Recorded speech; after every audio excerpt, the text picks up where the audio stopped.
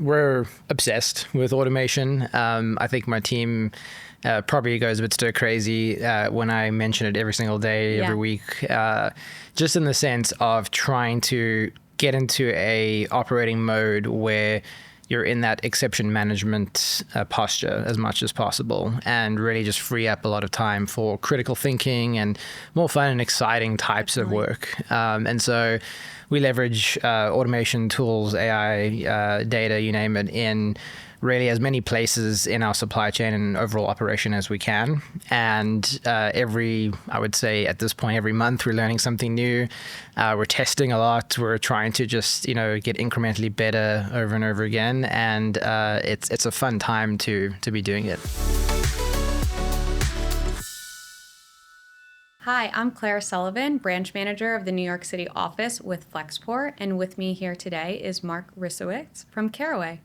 Hi, Claire. Thanks for having me today. Thank Excited you to be here. So much for joining us. Of course. I know we've worked together for many years. So just wanted to take the time today to dive into Caraway and learn a bit about your business, what makes it work so well, and the partnership with Flexport over the years. So to start, why don't you take the time to introduce yourself and your role at Caraway, and we'll take it from there. Fantastic. Yeah, so I am Mark, the VP of Operations at Caraway. To us, that means supply chain systems, customer experience, a few of the other things like compliance and biz ops here and there. I've been with the company for about 6.5 years, and it's been a fun journey, an exhausting but exciting journey at the same time. And we are a modern kitchenware brand that attempts to sell more sustainable and safer alternatives to what's on the market today for kitchen products like cookware, bakeware, food storage, all designed with the idea of beautiful aesthetic, high utility, and just a safer choice for consumers. Definitely. So I know a hot topic right now in our industry, and it feels like every industry, is AI and automation. So can you talk a little bit about how Caraway is using automation in your supply chain today? Absolutely. So we're obsessed with automation. I think my team probably goes a bit stir crazy when I mention it every single day, every week, just in the sense of trying to get into a operating mode where you're in that exception management posture as much as possible, and really just free up a lot of time for critical thinking and more fun and exciting types of work. And so we leverage automation tools, AI, data, you name it, in really as many places in our supply chain and overall operation as we can. And I would say at this point, every month we're learning something new. We're testing a lot. We're trying to just, get incrementally better over and over again. And it's a fun time to be doing it. Yeah, and I know that when we're working with your team, they're constantly challenging us in terms of automation and AI and other providers that you're using, and how Flexport can work with them and support you to support the overall business need, which just makes it equally as fun and exciting for us. Yeah. So they can be pretty persistent. They're the best. So with that, Flexport had our tech release this morning, which a lot of our new products are backed by AI and automation. Are there any in particular that stood out to you that you're excited about to expand on with the Flexport partnership? Yeah, I think it was a really exciting release. Definitely brought a lot of hype and energy into the room. And I think the thing that stood out, which is interesting for us, is that we're pretty sophisticated in our tech stack, in the sort of BI engine that we have going and the capabilities that all brings. But you still have to build, you still have to maintain, monitor. And I think what's really exciting about the new tech release is that you can do a lot of the things you would otherwise need BI tools or workflow automation tools to help configure and set up and then maintain. You can just do it all within the Flexport platform now. So I think the conversational analytics is something that I am a massive fan of. I connect Claude up to our different tools. I use ChatGPT all the time, and I like that idea of trying to communicate, with something that's going to deliver a graph and an analysis or something like that in, minutes, as opposed to trying to figure out the best format, the best sources and everything. So really excited to dive in. Yeah, and I know that Caraway has been such a wonderful partner the past couple of months as we've been going through beta releases for a lot of these tech stacks, the one being the Insights Builder. Yeah. And your team has provided such valuable feedback on the Insights Builder, what questions they've been asking to almost trick it. And that helps us just make it better and better, especially for releases like these. We're always looking to improve. So we always appreciate when they come to us. Oh yeah, and it's the first thing they ask when they get access to any beta tool is, I see it all the time. The question is, are we allowed to leave feedback? If so, where can we do so? Almost immediately. Yeah. And I think it's really enjoyable to work with a partner where that feedback is turned into output, and there are iterations or changes and improvements made based on that direct feedback. And it was a great theme covered this morning that what customers are asking for is what essentially is built. And I think it's it sounds straightforward and simple, but a lot of companies struggle to do it. We're just excited to be a part of that journey. Definitely. So Caraway has been working with Flexport for over 6 years now. And one of the initial products we scoped and partnered on was Flexport Capital. So can you talk a little bit of the initial interest in Flexport Capital, what value it brought to Caraway, and then we can take it from there. Absolutely. So we're pretty seasonal in terms of our business, a large chunk of revenue, and therefore our inventory purchases are tied to specific months in the year. We kind of back into that through being heavy into Q4. So, a lot of those initial deposits and balance payments are due altogether at certain times of the year. And so, as a young company, it's difficult to get access to vast amounts of capital when you don't have a lot of data to prove that you're a safe option. And I think that's where the sort of idea or concept of Flexport Capital was very interesting and beneficial to us, because we could essentially tie some of the collateral in the form of the inventory that we're moving, kind of as a guardrail for any concerns or risks on Flexport's part. So we looked at that as a really easy to access tool. I think setting it up was straightforward. I think actually deploying it was even easier. And it was just a really great way for us to get off the ground and, start building our working capital cycle and process to a point where we actually no longer needed to leverage it, since we were in a good space. Yeah. So you mentioned that you no longer needed Flexport Capital, which is really the whole idea of the product, is you become so big that you no longer need this financing arm. So what ultimately led to the decision of, hey, we've outgrown this, and what milestone did that mean for you at Caraway as really the front runner of this conversation almost 6 years ago? Yeah, it's a great question. I think what is part of the answer to that is that we essentially didn't look to an alternative. We didn't need the financing, which I think is a very different conversation. I think some might assume that we found alternatives that were cheaper and or we had access to a deeper pool of capital. In our case, we didn't replace Flexport Capital with something else. We got to a point where we got really just big enough in our operation to negate the need for anything like that, or at least at that scale and that sort of immediacy. And so when that moment happened, it was kind of a big wake-up call, and it was a fun one where we realized, okay, we're pretty big. We're this is working. So I think as we started moving our working capital structure around a bit and found a groove that really worked for us, we then recognized that, okay, we're actually a business now. So it's exciting to sort of start this new chapter. What advice would you give to young e-commerce brands that are looking to leverage a financing arm based on your experience?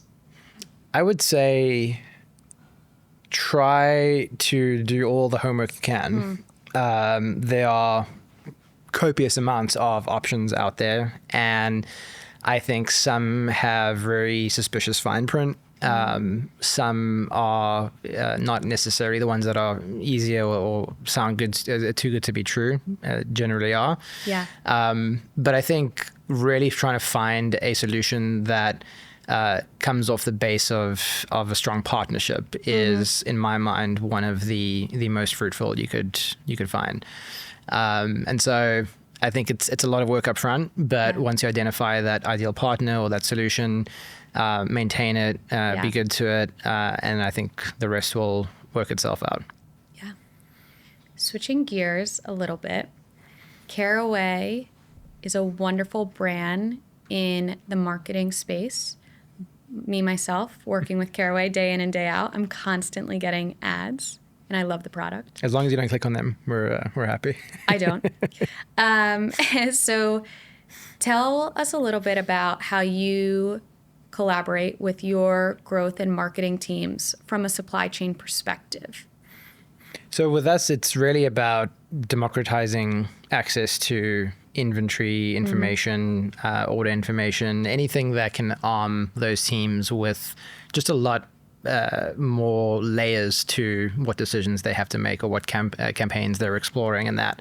So I think it all centers on what information do we have across our network? How can we really just pipe that information into a mechanism that allows us to then surface it in a very easy to articulate and understand way for everyone in the organization. So we've made some really exciting strides with that, where today I'd probably say we feel that most of the companies in the best state they've been in terms of understanding what exists, where it is, how much inventory that we have, by warehouse, when those next inbound dates are coming in, and that's all just connected through this magical ecosystem of tech and integrations and what have you. Yeah. And with the collaboration between your team and the marketing team, what does the cadence of that look like? I would assume they're talking daily to a degree, but do you have formal cadences with these teams to review all the data, the automation, the AI insights that you're getting from your various vendors? Yeah, it's a great question. We essentially don't have a standing session for the general teams. We like to run our meetings or our calendars with intent and efficiency as much as possible. And because we're a fully remote company, we're always on Slack. We're always communicating with each other. And so there's no barrier to communication. So often it just happens in Slack. We huddle a lot. We exchange voice notes, and then of course the sort of project or campaign based meetings do get thrown onto the calendars at times that make the most sense. If you can find a time with all those stakeholders, that's a pretty big achievement for the organization. And so we try and understand that with that pattern, giving more and more access for folks to self-serve and find on their own just seems to be the best approach to keeping up speed, keeping up recency, really floating those trends or that information to the points of the business it needs to be as often as possible. Yeah. I'm very familiar myself with No Meeting Mondays at Caraway. Yes. Oh, yes. I'm on the campaign to bring it here. I'm sure you've had a few meetings rejected over the past couple of years. And that's why I'm familiar. If anything, I'm the worst culprit. I try and advocate as much as possible to avoid those meetings, but I'm the same one that then is like, well, if we just grab a 20-minute slot here, I'm sure everyone's going to be understanding. Open. Yeah. So with marketing, Caraway has expanded a lot over the years into different products for your business. Most recently, we supported from Flexport's side the wood cutting boards, the wood utensils. You've done food containers. Talk to me a little bit about the strategy behind those expansions and some of your biggest learnings over the years. For us, it's really about how can we take over the kitchen, I would say, within reason. I think we're not going to start competing against GE anytime soon or something like that. But for us, we really look at cookware as the anchor or the invitation into the home as the most intimate part of the kitchen. From that point on, we try as much as possible to expand into what makes the most sense beyond that moment. So when you're cooking or when you're preparing your food, what are the items and materials that you're using to do so? And then at the same time, on the other end, once you've finished with your food and you're storing it, what products could we expand into that cover that sort of cycle, right? And so I think what we've learned is that our customers are really enthused at safer, beautiful looking and high utility products. Yeah. And with that mentality and those kind of 3 core pillars, we try to launch into new areas of the kitchen to just replicate that same pattern. Yeah. It resonates a lot coming from a family who loves to eat. Mm-hmm. All of our gatherings are in the kitchen as much as my mom tries to push us to the dining room. Fantastic. What's your favorite meal to make? I would say my favorite meal to make is tacos. And I love to use the grill in like all areas. Fantastic. What about you? So I probably shouldn't be saying this, but grilling outside, on a beautiful summer day is my thing to do. So steaks, chicken thighs, a little bit of corn, something like that. Now that you're out in the suburbs. Now that I'm out in the suburbs, exactly. I have the space to do it this time. Yeah. So absolutely. So what is your favorite Caraway product? That is a great question, but a very obvious answer. Mm-hmm. Definitely the food storage. Yeah, that's great. I don't know what it is because I have always just been one of those people that have grabbed whatever box Tupperware I have and thrown my food in. But I'm finding myself wanting to cook extra just so that I can store a food into those containers. And it's pretty weird. Yeah. But it's more economical that way in any case. And I think the coolest thing that I've ever done is, which I recommend everyone should try it, is I always had this issue with avocados going off after a day in the fridge. You try aluminum foil, you try wrap, you try anything. Yeah. But in the Caraway food storage containers, this is not a plug, they can last 3-4 days at times. Yeah. And maybe a little bit of browning if it's not fully sealed, but it is probably the coolest hack that I found. And now my fridge is full of food storage containers with avocados in them. Well, we need that Northeast because from an economical perspective, we're paying an arm and a leg for avocados out there. Exactly. So you mentioned, Mark, that your favorite product is the food storage. Mm-hmm.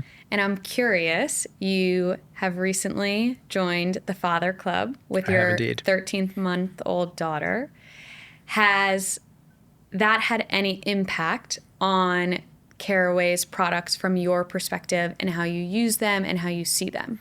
Absolutely. I mean, I was talking about the avocados. Yeah. Most of them are for her. Yeah. She has a fair share, and we bulk up food. We store it in everything we have. Our food storage containers are always full, and it's hard to find a spare one. So I might need to order myself a second set.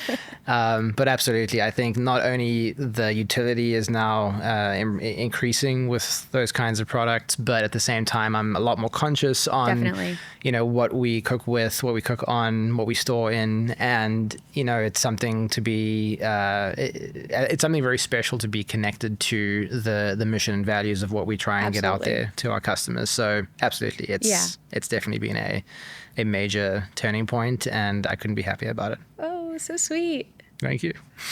So looking ahead, what's next for Caraway?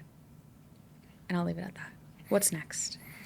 I think what's next for us is anything that gets us closer to more customers in the format that they choose. Mm-hmm. And so whether you like to shop in store, if you like to shop on Amazon, if you like to shop on a particular retailer's .com, our goal is to try be accessible to as many customers as possible, not just from a point of sale perspective, but from a sort of brand validation and brand equity standpoint. Yeah. And I think what a lot of folks tend to discount is that there is this sort of intangible and difficult to measure factor that goes into a customer's buying journey when they have all these points of validation. They see you advertised on the subway, or they see you in a Macy's store, or they see you on Amazon, for Prime Day.